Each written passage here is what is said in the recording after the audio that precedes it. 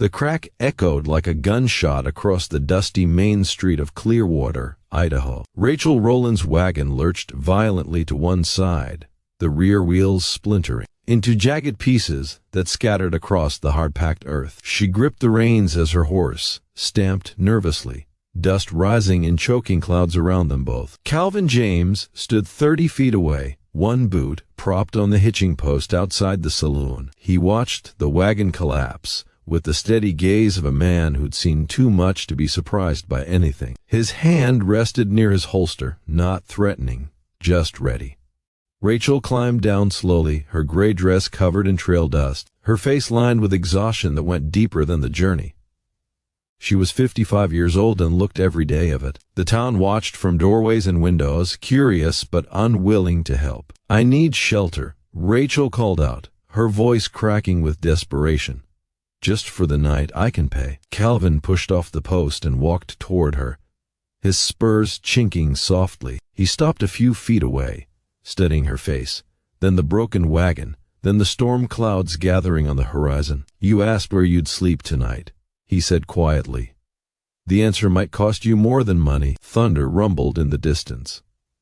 "If you've ever felt abandoned when you needed help most, then staying matters more than you know. Let us know where you're watching from. Your presence keeps stories like Rachel's alive." Calvin James had arrived in Clearwater 6 months earlier with nothing but a horse, a rifle, and a past he refused to discuss. The townsfolk whispered that he'd ridden with outlaws down in Wyoming, that he'd killed 3 men in a single night, that he was running from something darker than the law.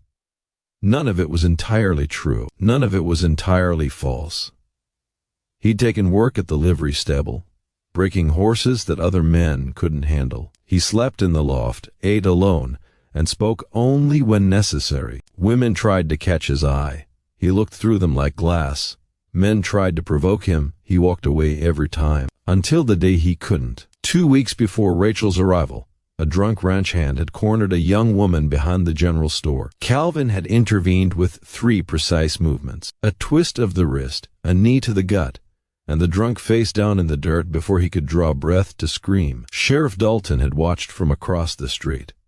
He hadn't arrested Calvin, but his eyes had narrowed with recognition, as if he'd just confirmed something he'd suspected all along. Now, as Calvin stood before Rachel's broken wagon, he felt that same weight of scrutiny. The sheriff was watching from his office window, fingers drumming against the glass. Calvin turned back to Rachel. "Follow me." But as they walked toward the edge of town, a voice called out. Rachel Roland had lost her husband 18 months ago to a fever that swept through their homestead like wildfire. Thomas Roland had been a stubborn, silent man, but he'd worked the land with devotion, turning barren Idaho soil into something that could almost be called a farm. When he died, Rachel discovered the depths, equipment bought on credit, seed borrowed against future harvests, promises made to men, who collected with interest that multiplied like locusts. She'd sold everything that wasn't nailed down: furniture, livestock, even her wedding ring, and still owed more than she could earn in 5 years. Then came the rumors. A prospector passing through had spent one night drunk at her barn, sheltering from a storm. Before he left, he'd drawn a crude map on a scrap of paper and pressed it into her hand. "Your land sits on something valuable," he'd whispered, "not gold. Better than gold in this desert hell." He died 3 days later, thrown from his horse in a canyon. The map showed a marker somewhere on Rachel's property, an X scratched near the base of what looked like a distinctive rock formation. She'd searched for weeks, found nothing, and eventually dismissed it as the ramblings of a dying man. But others had heard the rumor too. Marcus Krull, a land speculator from Boise, had offered to buy her property at a fraction of its value. When she refused, men began appearing at odd hours, watching from the tree line, testing her fences. Now she stood in Clearwater with a broken wagon and nowhere to go. Calvin gestured toward a small cabin at the edge of town. "You can stay." A gunshot split the air. Sheriff William Dalton stood in the center of the street, his revolver pointed at the sky, smoke curling from the barrel. His badge caught the fading sunlight like a warning. "Calvin James," he called out. "I need a word." Calvin's hand moved instinctively toward his holster, then stopped. Rachel stood frozen beside him, her eyes darting between the two men. Dalton lowered his weapon slowly, deliberately. "I ain't arresting nobody. Yet just want to know why you're taking such an interest in Mrs. Roland here." He shifted his gaze to Rachel. "And I want to know what you're really doing in Clearwater, ma'am." Rachel's voice came out steadier than she felt. "My wagon broke. I asked for shelter. That's all. That's all." Dalton walked closer, his boots crunching on the broken wheel fragments. "Funny thing. I received a telegram this morning from Boise. Seems Marcus Krell is offering a reward for information about a certain widow traveling with a map. A map showing something valuable on her property." Rachel's face went pale. Calvin stepped forward slightly, putting himself between Rachel and the sheriff. "She doesn't have to answer your questions." "Maybe not," Dalton said.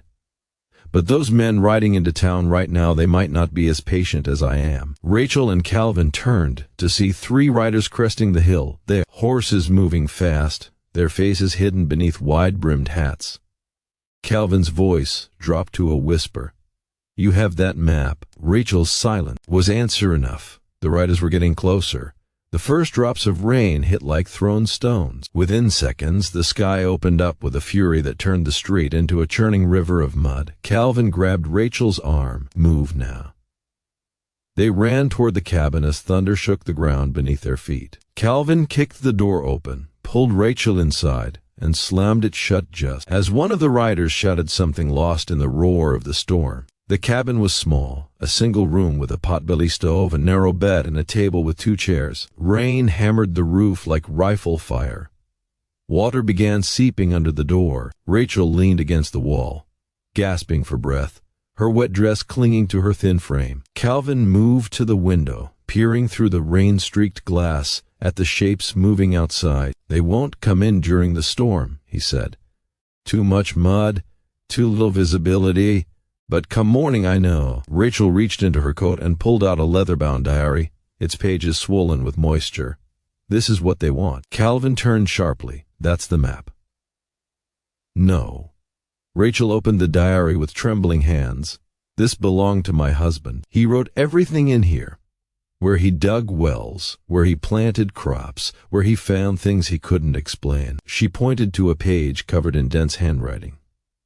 Calvin read the passage, his expression changing from confusion to shock. "If you've ever discovered a truth that could destroy you or save you, then you understand why staying matters. Let us know where you're watching from, because some secrets need witnesses to survive." Outside, a horse screamed in the darkness. Thomas Roland's handwriting was cramped and urgent, as if he'd written in fear of forgetting. "Found it today, the spring that feeds the whole valley.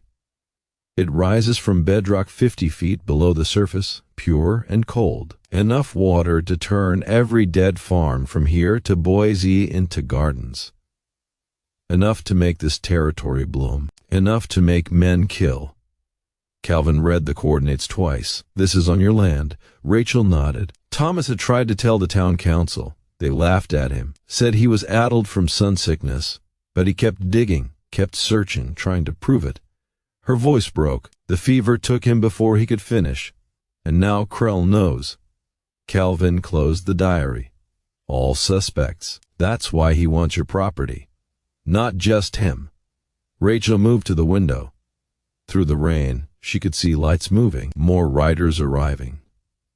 More men drawn by rumors of water in a land where water meant power.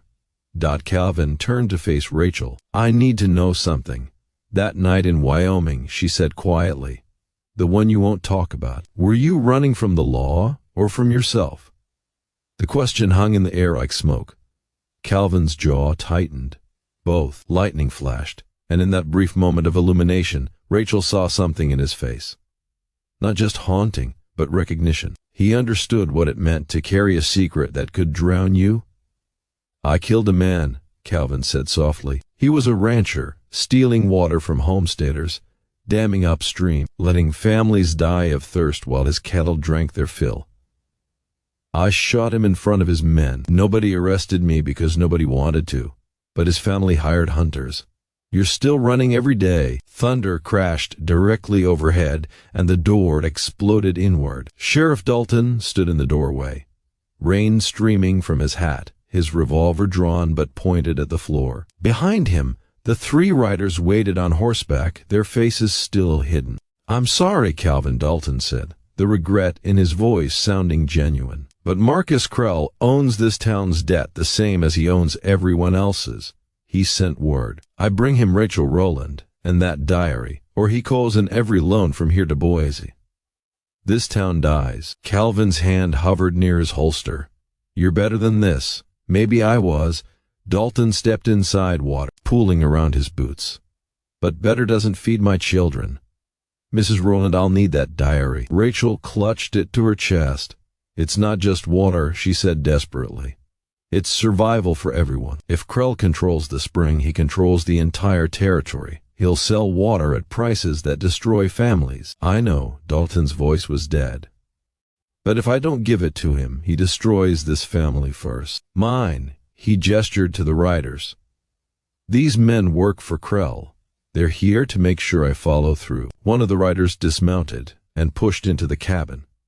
He pulled back his hat, revealing a face Calvin recognized. Jake Morrison, a bounty hunter from Wyoming, the man who'd been tracking him for 18 months. "Hello, Calvin. Funny meeting you here." Calvin went still. "This isn't about me. It is now." Morrison's hand rested on his gun. "I take you back to Wyoming, collect my bounty. Dalton takes the diary, saves his town. Everybody wins." His smile widened, except for the two standing before him. The second rider appeared in the doorway. Rachel gasped. It was Marcus Krell himself.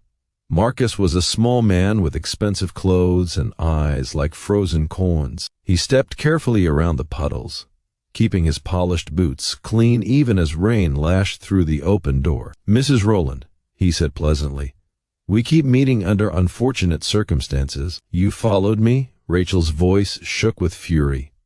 "You've been hunting me since I left the farm?" "Protecting my investment," Krell said, gesturing to Morrison. Mr. Morrison here was already tracking Calvin for other reasons. When I learned you two had connected, it seemed providential. 2 problems, 1 solution. He held out his hand. "The diary, please." Calvin shifted his weight, calculating distances. Morrison's gun was drawn. Dalton's was still lowered but ready. The third rider remained outside, blocking any escape through the door. "You can't sell water," Rachel said. "It belongs to the land, to everyone who needs it." "Water belongs to whoever controls it," Krell replied. "I'll develop the spring, build the infrastructure, create a distribution system for a reasonable price. Of course, everyone benefits." Rachel shook her head. "Except they can't afford your prices, then they shouldn't have settled in a desert." Krell's patience was wearing thin. "Last chance, Mrs. Roland. The diary and the deed to your property. In exchange, I'll pay enough to cover your husband's debts and set you up comfortably in Sacramento. You'll never have to work again." Rachel looked at the diary in her hands, then at Calvin. His eyes met hers, and something passed between them. An understanding, a shared recognition of the moment when you either surrender or fight. She made her choice. "No." Krell nodded once. "Mr. Morrison." "Take them both." But as Morrison moved forward, Calvin's hand flashed to his holster, and the cabin exploded with a roar of gunfire. Calvin's shot took Morrison's hat clean off. The bounty hunter dove behind the table as Calvin grabbed Rachel and pulled her toward the back wall. Wood splintered as return fire tore through the cabin. Sheriff Dalton raised his weapon, hesitated, then slowly lowered it again. "I can't," he whispered. "I can't do this." Krell's face went purple with rage. "You'll do what you're paid to do." "Or what?" Dalton turned on him. "You'll destroy my town. You're destroying it anyway, buying up water, bleeding people dry, turning us into your slaves." He looked at Calvin. "Get her out of here." Morrison fired twice. One bullet caught Dalton in the shoulder, spinning him around. The sheriff went down hard, his gun sliding across the wet floor. The third rider burst through the door, and Calvin fired again, forcing him back into the rain. Rachel threw the potbelly stove's door open and shoved the diary inside, into the dying embers. No! Krell lunged forward, but the diary was already burning, pages curling and blackening. The coordinates, Rachel shouted over the chaos. I memorized them. You want the spring? You'll have to let us live long enough to find it. Morrison and the third rider exchanged glances. Krell stood frozen, watching his leverage turn to ash. Calvin backed toward the shattered doorway, Rachel beside him. Rain and darkness waited outside. Their only chance. You'll never make it, Morrison called. I tracked Calvin across 3 states. I'll find you in 3 hours. Calvin smiled grimly. Then I guess we better run fast. They disappeared into the storm as gunfire erupted behind them, and the night swallowed them whole. But morning would come, and with it the final reckoning. Dawn broke cold and clear over Rachel's property. The storm had passed, leaving the land scrubbed and raw. Calvin and Rachel stood at the base of a towering rock formation that matched Thomas Roland's description perfectly. 3 fingers of stone reached toward the sky like a desperate prayer. They'd ridden through the night using game trails and creek beds to hide their tracks. Behind them, somewhere in the distance, Morrison and Krell's men were still searching. Here, Rachel said, pointing to a natural depression in the ground. Thomas wrote about a hollow that echoed when you stamped on it. Calvin knelt and pressed his ear to the earth. Beneath the surface, he heard it, the unmistakable whisper of moving war. Deep, powerful, endless. They dug with their hands until their fingers bled, clearing away rocks and soil until water suddenly burst through, cold and pure, bubbling up from ancient bedrock. It flowed into the depression, then spilled over, creating a stream that cut through the dry earth like a vein of silver. Rachel knelt beside the spring, tears streaming down her face. He was right. Thomas was right. All along. It's enough water for the whole valley, Calvin said quietly. Enough to change everything. Then we share it, Rachel said. Not sell it. Share it. Every homesteader, every small farm, every family that needs it. Free. Calvin studied her face. This 55-year-old widow who'd lost everything chose generosity anyway. He thought about Wyoming, about running, about the man he'd killed, and the man he'd become. Where will you sleep tonight? He asked softly. Rachel understood the question beneath the question. Right here, she said. On my land, in my home, where I belong. She paused. Unless you're still running. Calvin looked at the spring, at the water, flowing free and clear into the thirsty earth. He thought about Dalton, wounded but alive, who'd chosen courage at the last moment. About town that could bloom if given the chance. About the difference between taking and giving. I'm done running, he said. By afternoon, they'd filed claim to the water rights under territorial law, not for ownership, but for protection and equal distribution. Word spread fast. Families began arriving with buckets and barrels, faces bright with hope. Marcus Krell tried to fight it in court and lost. Morrison left Idaho empty-handed. Sheriff Dalton recovered and pinned his badge back on with renewed purpose. On a clear evening 2 months later, as the sun set over land that was finally beginning to green, Rachel asked Calvin where he would sleep that night. He smiled. Right here, he said. Where I belong. The cowboy's answer hadn't just changed her life, it had changed them both. Stories like this remind us why hope matters. Staying with them kept that hope alive. She asked where she would sleep. The cowboy's answer changed her life forever.